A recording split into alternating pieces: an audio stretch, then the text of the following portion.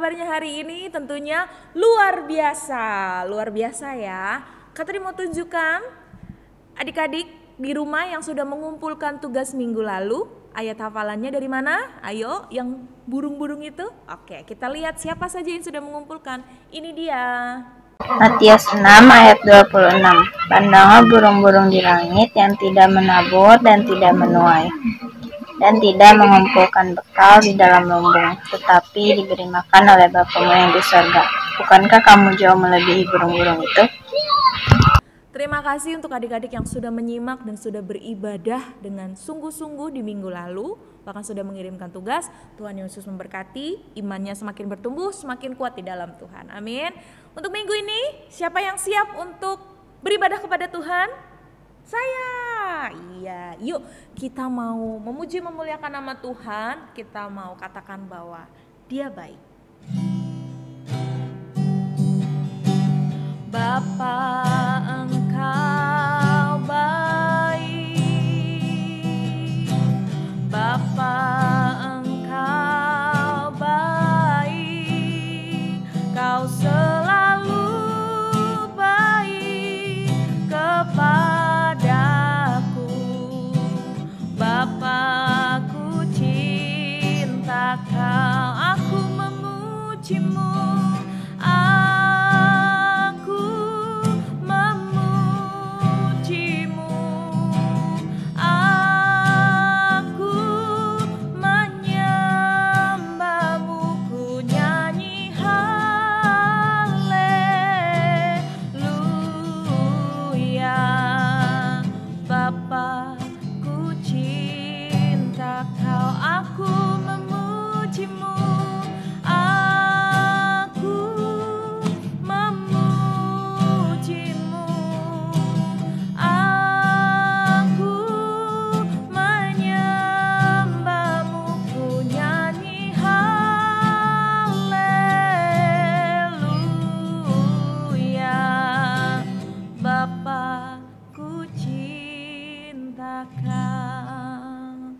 Amin. Karena kita berdoa, Tuhan Yesus, ini pujian dan sembah kami.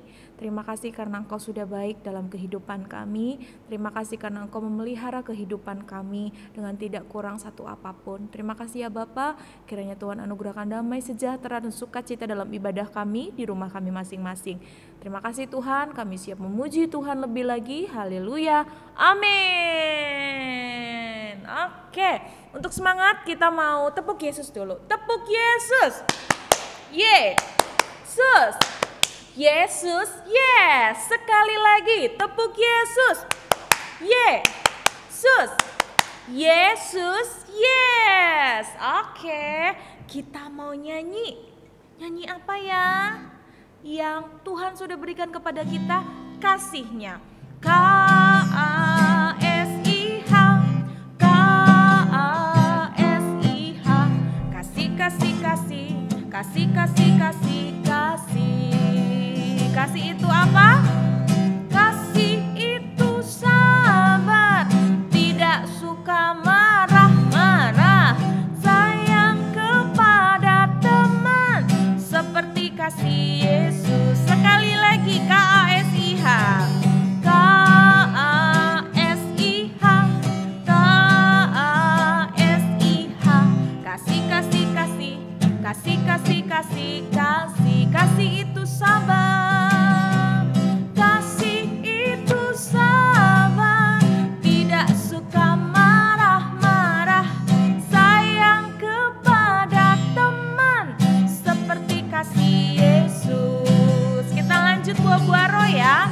Kasih, sukacita, damai sejahtera, kesabaran, kemurahan, kebaikan, kesetiaan, kelemah lembutan, dan penguasaan diri. Sekali lagi, kasih sukacita, kasih sukacita, damai sejahtera, kesabaran, kemurahan, kebaikan, kesetiaan, kelemah lembutan, dan penguasaan diri.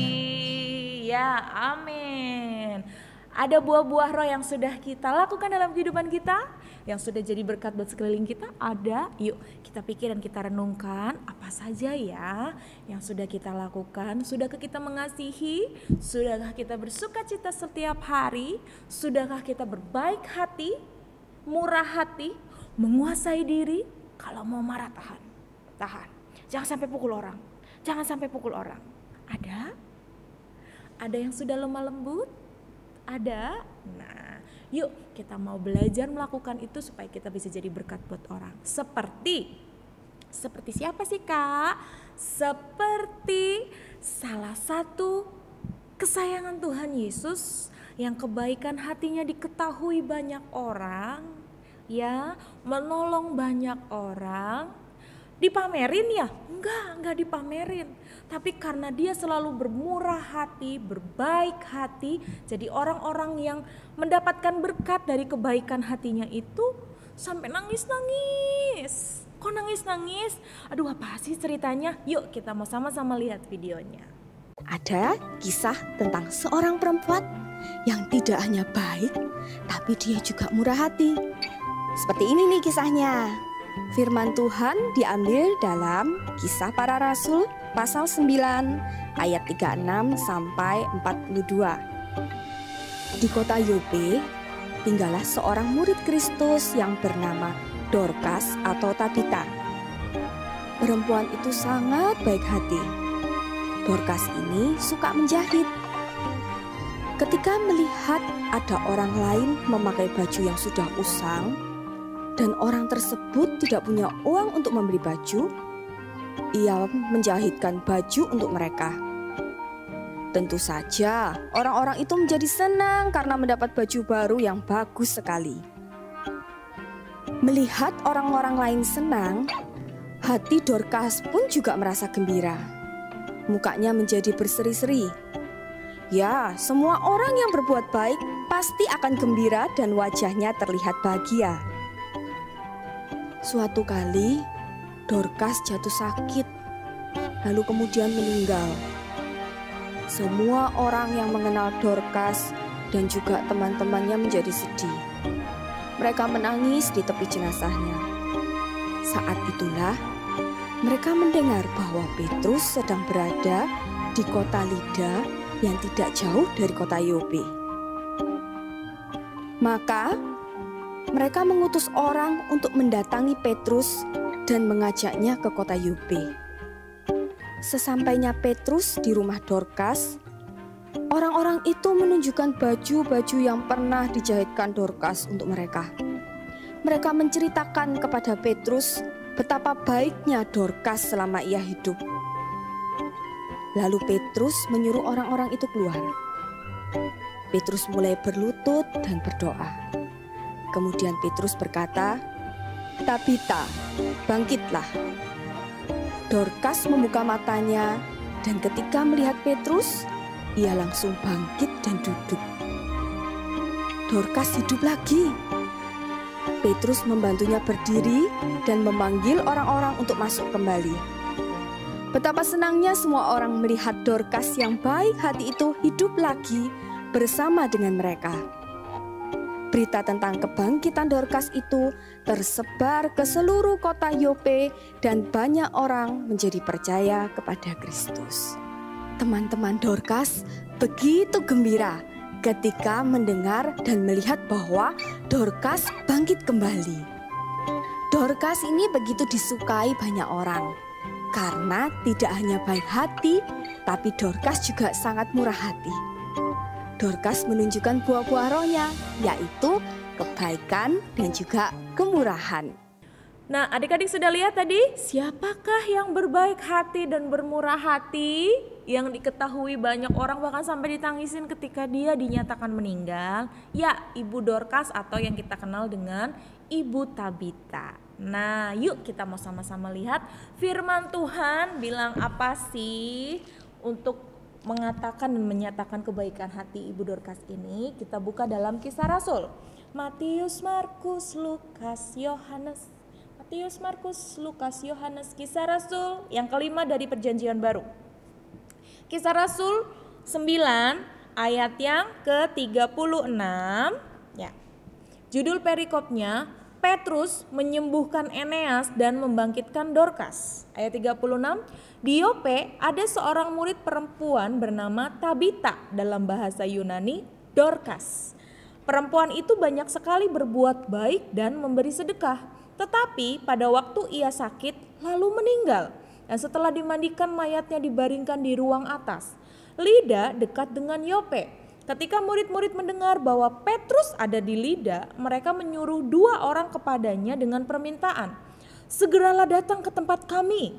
Maka berkemaslah Petrus dan berangkat bersama-sama dengan mereka. Setelah sampai di sana, ia dibawa ke ruang atas dan semua janda datang berdiri dekatnya dan sambil menangis. Sambil menangis, mereka menunjukkan kepadanya semua baju dan pakaian yang dibuat Dorcas waktu ia masih hidup. Tetapi Petrus menyuruh mereka semua keluar, lalu ia berlutut dan berdoa. Kemudian ia berpaling ke mayat itu dan berkata, Tabita, bangkitlah. Lalu Tabita membuka matanya dan ketika melihat Petrus, ia bangun lalu duduk. Petrus memegang tangannya dan membantu dia berdiri. Kemudian ia memanggil orang-orang kudus beserta janda-janda, lalu menunjukkan kepada mereka bahwa perempuan itu hidup. Peristiwa itu tersiar di seluruh Yope dan banyak orang menjadi percaya kepada Tuhan. Kemudian daripada itu Petrus tinggal beberapa hari di Yope di rumah seseorang yang bernama Simon, seorang penyamak kulit. Amin. Kita berdoa sekali lagi untuk mendengarkan firman Tuhan. Mari kita berdoa. Tuhan Yesus yang baik, terima kasih Tuhan untuk firman-Mu yang sudah kami lihat dan kami dengar. Kiranya Tuhan memberikan kami telinga seorang murid, hati yang terbuka untuk menerima firman-Mu, dan kami mau melakukannya dalam kehidupan kami sehari-hari. Dalam nama Yesus kami siap mendengar firman Tuhan. Haleluya. Amin. Amin. Nah, itu dia firman Tuhan kali ini kita ambil dari Kisah Rasul 9. Tentang siapa?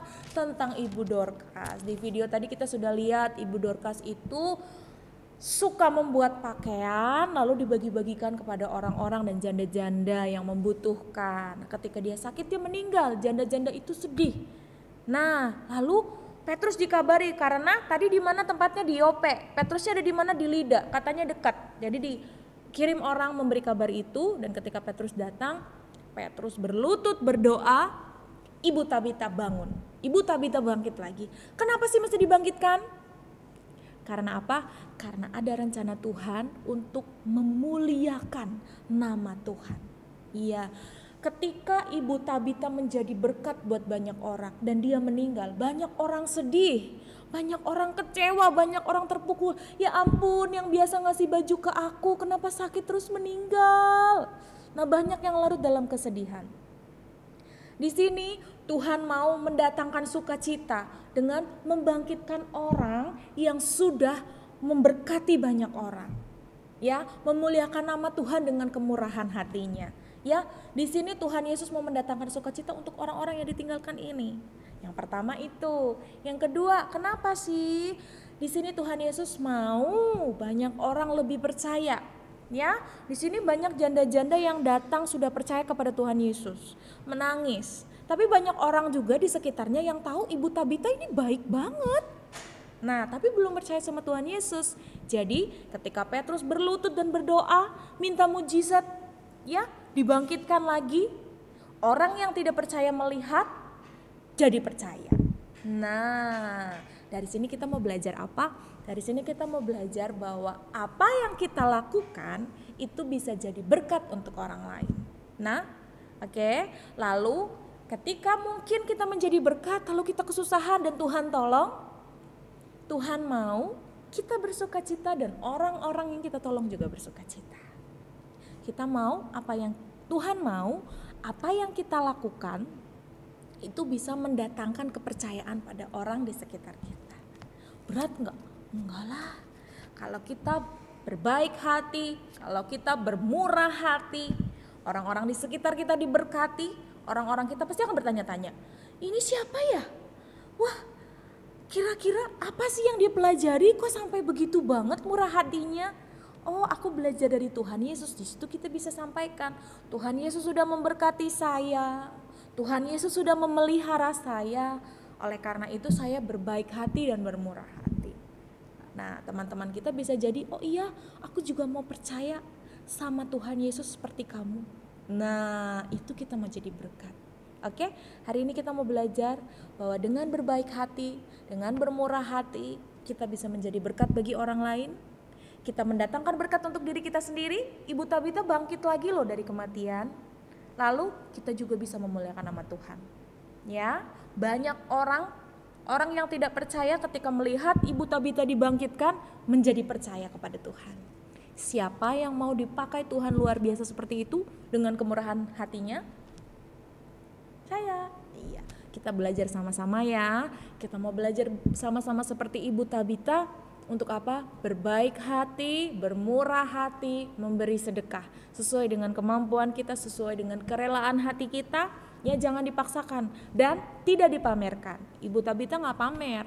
Tapi ketika dia meninggal banyak orang sedih dan akhirnya bilang, iya ini pakaian yang sudah Ibu Tabita berikan kepada kami. Seperti itu.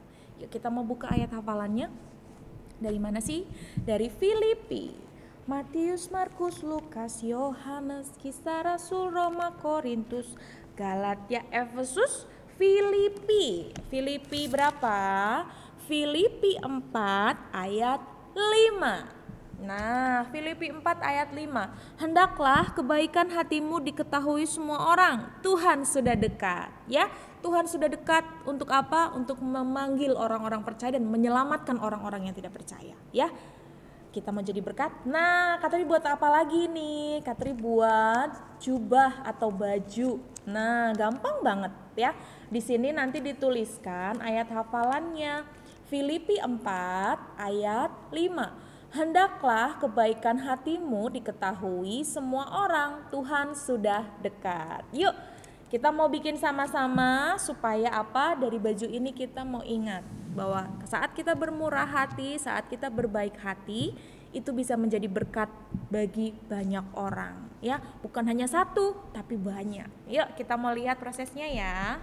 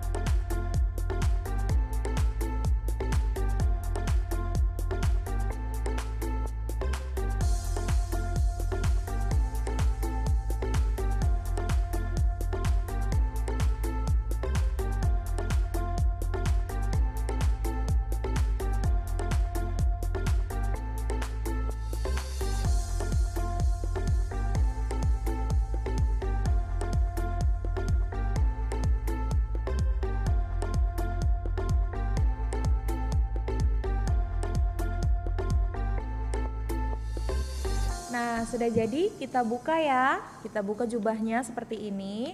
Lalu kita tulis Filipi 4 ayat 5. Oke? Filipi 4 ayat 5, hendaklah kebaikan hatimu jadi seperti apa? Seperti ini. Oke, boleh ditempel dari pembatas di Alkitab ya. Kita berdoa, ibadah kita sudah selesai. Hendaklah kebaikan hati kita diketahui banyak orang karena Tuhan sudah dekat. Ya, kita berdoa. Tuhan Yesus yang baik, terima kasih ya Tuhan karena Engkau sudah menunjukkan mujizat-Mu kepada Ibu Dorcas dan kami percaya mujizat pun dapat kami peroleh ya Tuhan sesuai dengan waktunya Tuhan. Kiranya Tuhan ajar kami untuk seperti Ibu Dorcas yang mau bermurah hati, berbaik hati kepada banyak orang dan biarlah nama Tuhan dipermuliakan. Terima kasih ya Tuhan, terima kasih. Kami menyerahkan papa mama kami, keluarga kami, bangsa kami, biarlah Tuhan memberkati dan pandemi ini segera berlalu, kami dapat beradaptasi dan kami dapat kembali beraktivitas dengan kebiasaan yang baru ya Tuhan. Terima kasih Bapak, terima kasih. Kami percayakan masa depan kami ke dalam tangan Tuhan. Kami percaya Tuhan memberikan masa depan yang indah. Ajar kami untuk terus taat dan kepada Tuhan. Haleluya. Amin. Selamat hari Minggu. Katri tunggu untuk foto selfie-nya dengan hasil karyanya ya. Untuk ditampilkan di minggu depan. Oke. Selamat hari Minggu. Tuhan Yesus memberkati.